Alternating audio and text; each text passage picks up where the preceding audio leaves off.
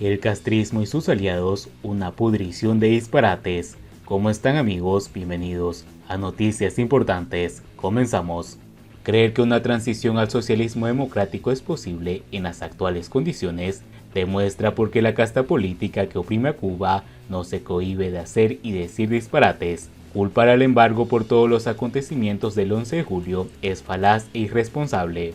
Es el argumento preferido de la dictadura para desviar la atención de las brutales golpizas propinadas a los manifestantes pacíficos por la Policía Nacional Revolucionaria, las tropas de élite y las brigadas de respuesta rápida.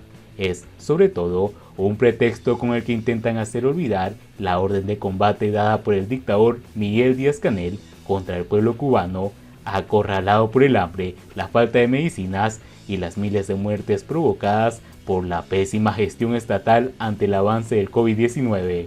Es una regla básica del juego que el régimen culpa al bloqueo de todo lo que no funciona en Cuba y maquilla su propia ineficiencia con eufemismos, hablando de problemas que se nos han acumulado y que no han tenido una solución oportuna. Sin bloqueo, no hay diplomacia que valga la pena, no hay pretexto para mendigar mascarillas, material quirúrgico o leche en polvo, porque el bloqueo nos ha empobrecido tanto que nadie explica cómo el hotel Grand Aston apareció así mágicamente frente al malecón habanero, al igual que lo hicieron el Grand Packard y el Paseo del Prado antes que él. Muy pronto lo harán la Torre K y el portento que se construye en la Tercera y 70. Ya da pereza escuchar al régimen cubano culpar al embargo, pero no ocurre lo mismo cuando un grupo de académicos, artistas e intelectuales cubanos de izquierda redactan un llamado internacional con el objetivo de solicitar una ley de amnistía para los presos del 11 de julio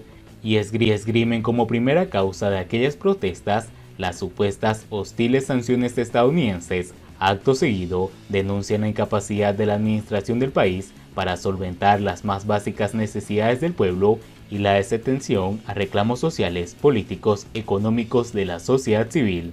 Es difícil explicar la necesidad de estos sectores supuestamente progresistas de congraciarse con el régimen, a afirmar que el estallido social del 11 de julio se produjo por culpa del embargo, mientras que el castrismo invertía casi la mitad del Producto Interno Bruto en la construcción de hoteles, dejando los hospitales a merced de la más absoluta miseria material en medio de un rebrote mortal del COVID-19.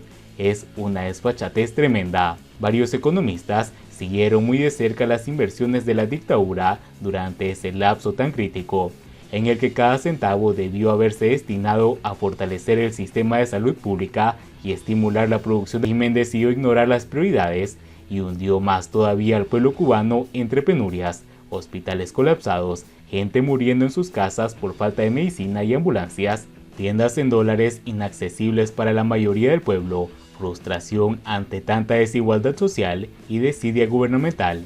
¿Acaso hacía falta culpar nuevamente al embargo? Esta izquierda cree que sus críticas y exigencias tendrán mejor acogida si ponen por delante la cantinela del embargo. Hasta hace poco, previo al 11 de julio, varios de los firmantes del llamado internacional sostenían que si Estados Unidos levantaba las sanciones impuestas por Donald Trump, el régimen de Díaz-Canel mostraría mejor disposición para un nuevo acercamiento. Algunos de esos prestigiosos académicos e intelectuales firmaron en febrero de 2021 una misiva dirigida al presidente Joe Biden pidiéndole desmantelar el sistema de sanciones que continúa afectando al pueblo cubano. En aquella carta prácticamente eximieron a la dictadura de toda responsabilidad en la catastrófica situación de la isla. Tuvieron que sucederse el mal manejo de la pandemia, la tarea de ordenamiento y la explosión popular seguida por la brutal represión contra el pueblo desarmado para que los progresistas se bajaran de las nubes y no tuvieran más remedio que llamar las cosas por su nombre. Hoy, pese a que todas las máscaras han caído, esta izquierda insiste en señalar al embargo como la primer causa de la desgracia cubana.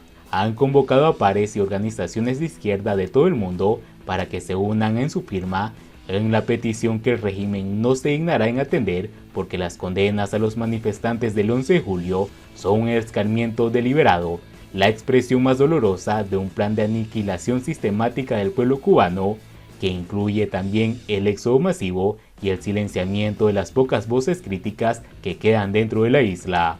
Pretender a estas alturas que se apruebe una ley de amnistía como un paso necesario que abra las puertas a un socialismo democrático es desconocer la naturaleza del régimen y su responsabilidad única en los juicios amañados, abusos, calumnias, exageraciones y componendas para que no quede ni un solo joven sin sufrir el castigo por haber tenido la osadía de exigir los derechos fundamentales. El socialismo democrático es posible en las actuales condiciones, demuestra porque la casta verde oliva que oprime a Cuba no se cohíbe de hacer y decir disparates.